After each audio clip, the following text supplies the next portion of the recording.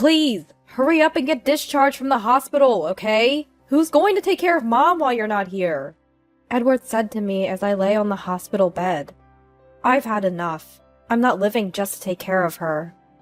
My name is Kimberly, and I'm 32 years old. I've been married to Edward for 3 years now.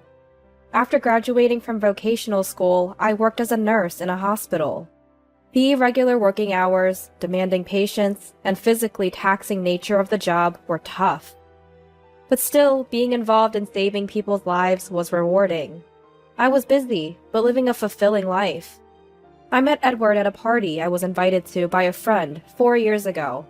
Though there are some nurses who end up marrying doctors from the same hospital, it's generally a female-dominated workplace. So for nurses, parties are a common way to meet people. We just happened to sit next to each other and got close as we talked. We clicked and exchanged contact information that very day. From there, things moved quickly. We started messaging each other, went on several dates, and naturally became a couple. Edward and I share hobbies like reading and watching movies. Most of our dates were spent relaxing at home. We didn't have incredibly exciting conversations, but we enjoyed reading our favorite books together. I found that atmosphere very comforting, and I think Edward did too. Less than a year into our relationship. "Aren't you going to get married?" he proposed. The setting was Edward's house, after we had dinner together. Sitting across from each other at the dining table, Edward unexpectedly popped the question. I was so happy with the casual way he asked, and I knew that if I was going to get married, it had to be with him. I would be honored. So I said. Once we were finally engaged, we decided to have a family meeting. Edward and I had another thing in common besides our hobbies. Both of us had only one parent. My parents divorced when I was little. I never really knew the details of why my mom divorced, but despite being a woman alone, she raised me until I became an adult. I'm forever grateful to my mom. However, the small sense of inferiority from not having a father always lingered in my heart. Perhaps that was one reason I decided to marry Edward. I deeply longed for a family where nothing was missing. When I told my mom about getting married, she was overjoyed. Edward's parents had also divorced when he was in middle school. The first time I met my mother-in-law, Sabrina, I was quite nervous, but she warmly said, "You're Kimberly, right? Please take care of Edward." Sabrina easily accepted our relationship. Above all, she seemed genuinely kind, which put me at ease. I felt so happy and reassured. I thought I was one step closer to my dream family. Or so I believed then. At this time, for a while after getting married, life was blissful. I continued working after marriage, and our life felt just like before when we practically lived together. Edward and I enjoyed our calm and comforting routine. We mostly relaxed at home during weekends, occasionally going out shopping. Our pace was unhurried, almost old-fashioned. I imagined once we had kids, this would change, but for now, we enjoyed our laid-back life together. However, 2 years into our marriage, Edward approached me with something. "The thing is, my mom has always had back issues, but they've gotten significantly worse lately. Living alone seems to be getting tough for her. She's expressing a desire to live with us." "She wants to live with us? Sabrina does?" "Yeah, she says it's hard even to go to the hospital alone." "But I work during the day, and sometimes I have night shifts. Even if she moves in, wouldn't her situation remain pretty much unchanged?" "That's why I wanted to discuss something with you." Edward hesitated before continuing. "Could you consider quitting your job? I got a raise recently, and with my mom's pension contributing half for rent, I believe it'll be enough for the 3 of us." "But, please, I promise to handle our finances well. You mentioned before about wanting to be a homemaker when we have kids. I'm asking for my mom. Please." It's hard to resist such a plea. If I refused, it would seem as if I was dismissing Sabrina. I felt I had no choice but to agree. Of course, I didn't want to quit my job, but more than that, I didn't want to disrupt the life Edward and I had together. But thinking of my own mom, I knew I'd want to help her if she were in need. I decided to quit my job and live with Sabrina. Originally, Sabrina and I only met a few times a year. Like Edward, she wasn't one for unnecessary chatter or engaging in lengthy conversations. However, she was considerate, and I wasn't too worried about that. I thought we could make it work. Once I was ready, Sabrina immediately moved out of her apartment and came to live with us in our condo, bringing along her few belongings. This marked the beginning of our hellish cohabitation, with me quitting my job to become a homemaker and living with Sabrina. At first, Sabrina was somewhat reserved, but that lasted only a few weeks. She soon revealed her true colors. "Kimberly, I want to go to the hospital. Can you drive me?" Sabrina had hospital appointments twice a week. The frequency wasn't the issue. It was the distance to the hospital that was the problem. The drive was nearly an hour each way. After driving her there, I couldn't leave because I would have to wait for her appointment to finish. I would just sit in the car, waiting. When the appointment was over, she would get in the car, and without a word of thanks or even apology for the wait, she would say, "Let's go." Not a single word to thank you for keeping me waiting. She sat in the back seat like she was some company executive or a congressperson. When did I become Sabrina's personal staff, her private driver? And that's not all. She even complained about the music I played in the car. "The music you play is barbaric. It's driving me crazy. What is this? It's unbearable. Turn it off right now. I brought a CD today, so play this instead." And out comes a top 10 oldies CD. I'm fully aware that there are good oldies songs, but listening to them on repeat was driving me insane. After the 2-hour round trip, by the time we got home, it was already evening. Without a break, I had to start preparing dinner, cleaning the bathroom, and folding the laundry. All the while, Sabrina, claiming back pain as an excuse, didn't lift a finger to help. Instead, she would be in her room, watching TV and laughing out loud. Edward had been promoted, which was great, but it also meant more work and responsibility for him, and he often had to work late. This meant that most dinners were just Sabrina and me. But Sabrina is a picky eater. She can't eat meat at all, and she's picky about vegetables too. I always had to take her likes and dislikes into account when planning the menu for dinner, which turned out to be more of a hassle than I thought. Edward and I aren't picky eaters, and we both love meat. So, when we wanted to have a meat dish, we had to change the menu to accommodate Sabrina. In effect, I had to prepare 2 different dinners, which cost more in terms of both ingredients and time. And Sabrina was picky about seasoning too. "What is this? It has no taste. Make it stronger." This happened on a regular basis. And after dinner, without lifting a finger to help with the dishes, she would go back to her room to watch TV and laugh. Later, when I had finally finished cleaning up and was about to take a break, she would tell me to prepare her shower. She could have done that herself, I thought, as I went to prepare her shower. And sometimes, from the shower room, I would hear, "Kimberly? Kimberly!" Rushing over, thinking something was wrong, she would say, "What's this? The water is lukewarm. Are you trying to freeze me to death?" I've never heard of anyone freezing to death in a shower room. How inconsiderate! While listening to Sabrina's yelling, a sharp pain shot through my stomach. Is this the relationship between a daughter-in-law and Sabrina? I thought about consulting Edward, asking him to do something about it, but... "Sorry, but please bear with it. Mom must be stressed out and wants to vent," he said, brushing off my concerns and doing nothing to help. Recently, the thought of divorce had crossed my mind more and more. But since I quit my job, I don't have my own bank account. I have no money to spend freely, and the anxiety of not finding a job right away after divorcing made it difficult to make up my mind. The harassment from Sabrina got worse day by day. If the car shook even a little, Drive more gently. It's dangerous. If I accidentally served something Sabrina didn't like, are you embarrassing me on purpose because you know I can't eat this? Make it again. If you don't have the ingredients, go buy them. Reluctantly, I went to the supermarket, bought new ingredients, and made the meal again, only for her to say, "This is disgusting. I can't eat it." And with that, she would take the plate straight to the kitchen and deliberately throw away the food I made. Each time she did that, a sharp pain would shoot through my stomach.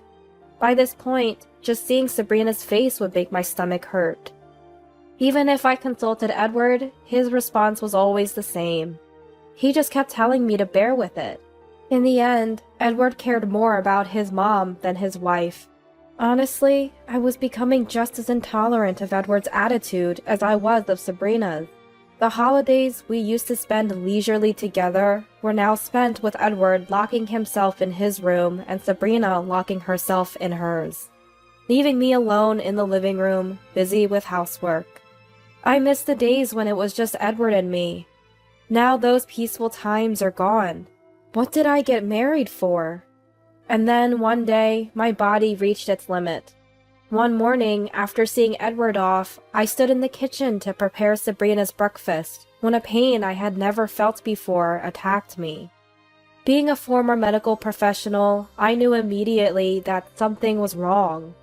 Bearing the unbearable pain, I called an ambulance myself.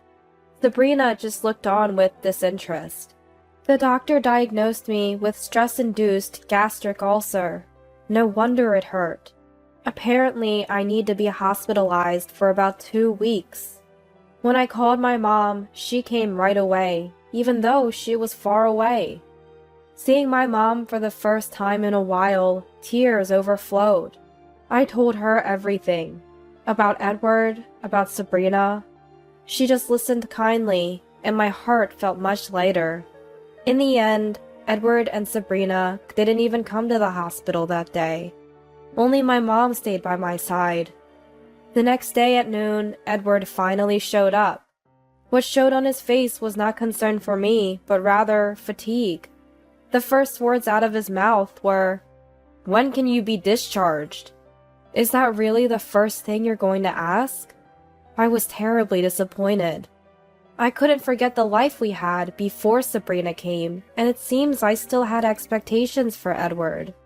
But with Edward's words, my last glimmer of hope was extinguished. Edward continued, "Please, just get discharged soon. Is it really necessary to be hospitalized for just an ulcer? It's an overreaction. Who's going to handle the housework and take care of Mom while you're gone?" As Edward rapidly spoke, I felt my heart growing cold. He said what he wanted, then promptly left. Once I'm discharged, it's back to that life, isn't it? The thought made my stomach hurt again. With Edward gone and alone in my hospital room, my resolution strengthened. 2 weeks later, my condition was stable, and I was ready to be discharged. During my stay, Mom visited several times, kindly taking care of my needs. Edward only came twice, asking each time, "When are you getting out?" That was all he seemed to care about. His attitude made me wish he wouldn't visit anymore. At least he came to pick me up on the day of my discharge. In Edward's car, I returned home for the first time in a while. "Kimberly, I'm counting on you again. Take it easy since you just got out." "For what?" "You know, house chores and looking after Mom." "Right." Once we arrived home, Sabrina was waiting as if she expected us. "You're finally back? While you were gone, Edward took care of everything, so you better show some gratitude. You'll have to work a lot to make up for your rest." There was no hint of concern for my health in Sabrina's demeanor. On the contrary, I could clearly see her intent to make my life even more miserable than before. "That's right. After all, you didn't need to be hospitalized for just an ulcer. You've had enough rest, so you better get back to work." Edward looked just as sinister. Neither of them had any intention of celebrating my discharge. Moreover, they didn't even care about why my ulcer had become so severe in the first place. Soon, I was back to my old routine. driving Sabrina around, preparing meals, cleaning the bath, doing the laundry, and enduring Sabrina's torment. In no time, I was back in the depths of this hell, but I didn't let Sabrina's antics bother me as much. Unbeknownst to them, I had been secretly planning something during this time. And just when my plans were about to come to fruition, another incident occurred.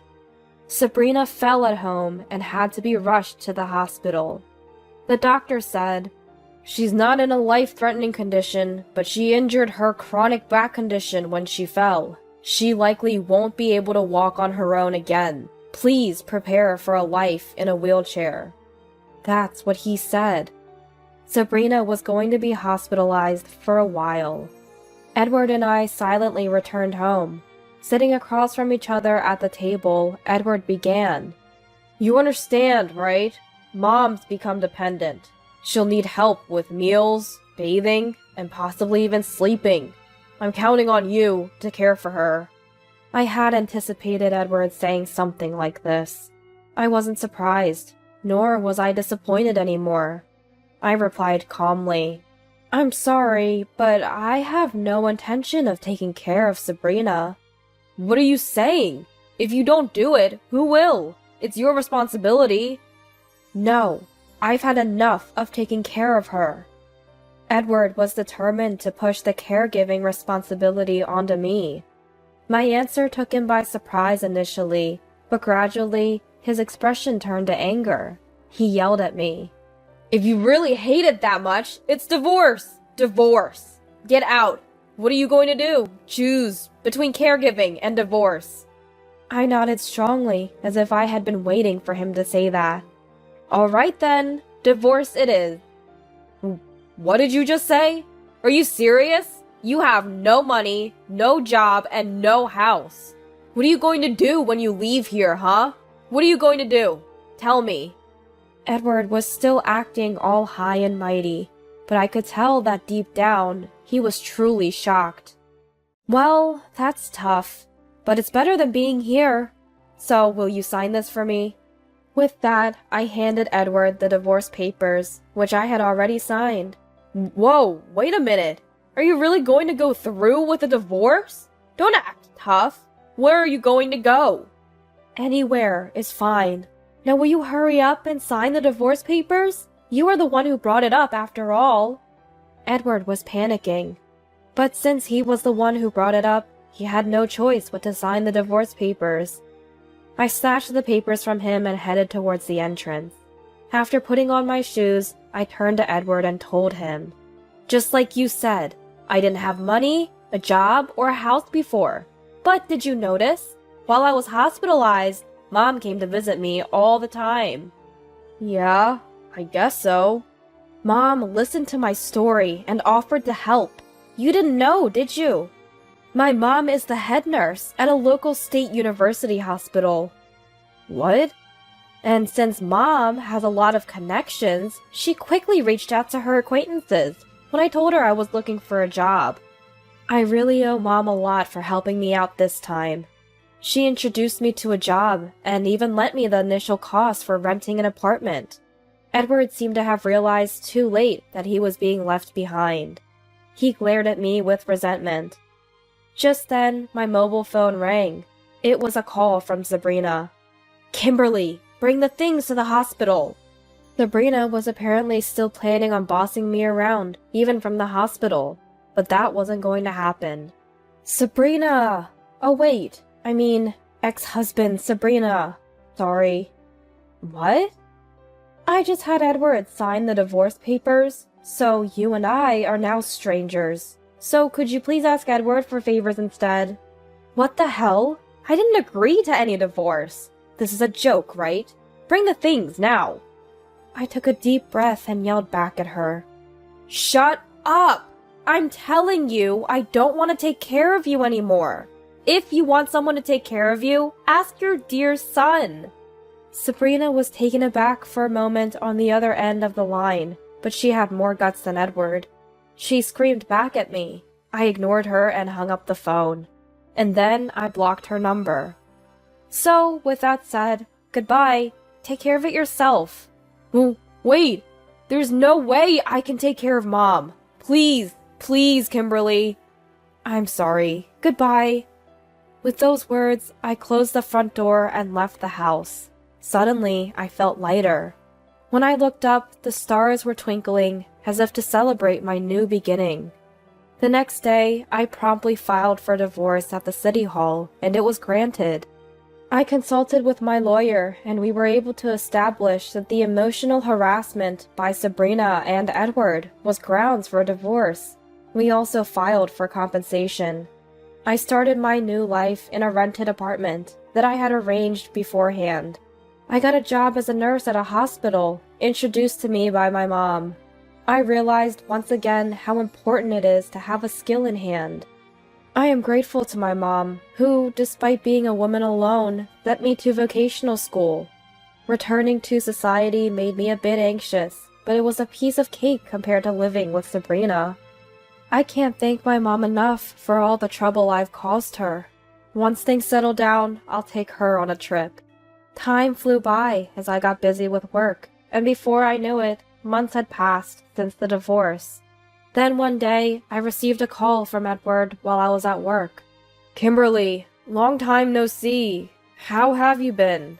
Actually, I need your help. I'm going to be hospitalized. I've been feeling tired from caregiving and my stomach has been hurting. When I went to the hospital, the doctor recommended that I be admitted. So, could you help me with things around here? I'm asking you, please. What are you talking about? I'll return the words you said to me before. Just because your stomach hurts doesn't mean you should indulge yourself and be hospitalized. There's no need for that. I was wrong. I was a fool back then. I've reflected on my actions. I finally understand how you felt back then. I'm really sorry, okay? Mom has decided to enter a facility. So what do you say we live together like we used to? Taking it easy? No, thank you. I'm busy. And if you want to talk to me, pay the compensation you owe me first. With that, Edward was left speechless, and I hung up the phone. There's no way I would consider reconciling, but I can understand how living with Sabrina could give him a stomach ulcer. I don't want to become like them, so maybe I'll send him some flowers. With that thought, I searched for a nearby florist on my mobile phone and went back to work.